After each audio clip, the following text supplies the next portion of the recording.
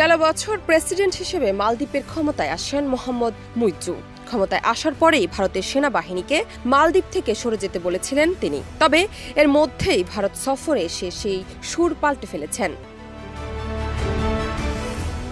৬ October ৫ দিনের জন্য ভারত সফরে এসে মুইজ্জু বলেছেন, ভারতের নিরাপত্তায় ক্ষতি হবে এমন কিছু কখনোই করবে না মালদ্বীপ। তিনি দিল্লিকে মালদ্বীপের গুরুত্বপূর্ণ অংশীদার ও বন্ধু হিসেবে উল্লেখ করেছেন। টাইমস অব ইন্ডিয়াকে দেওয়া সাক্ষাৎকারে মুইজ্জু বলেছেন, ভারতের সঙ্গে মালদ্বীপের সম্পর্ক সম্মান ও পারস্পরিক স্বার্থের উপর নির্মিত। দিল্লি মালদ্বীপের অন্যতম বৃহত্তম বাণিজ্য ও উন্নয়ন অংশীদার ছিল এবং আছে। এদিন মালদ্বীপের প্রেসিডেন্ট ভারতীয় পর্যটকদের তার দেশে যাওয়ার বিশেষ আহ্বান জানান। তিনি বলেছেন, ভারতীয়রা ইতিবাচক অবদান রাখে এবং ভারতীয় পর্যটকদের স্বাগতম।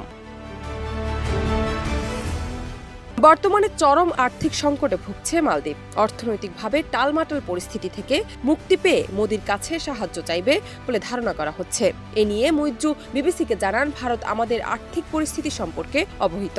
আমাদের সবচেয়ে বড় উন্নয়ন অংশীদার হিসেবে মালদ্বীপের বোঝা কমাতে আমাদের মুখোমুখি হওয়া চ্যালেঞ্জগুলোর আরও ভালো বিকল্প সমাধান খুঁজতে ভারত সর্বদা প্রস্তুত থাকবে।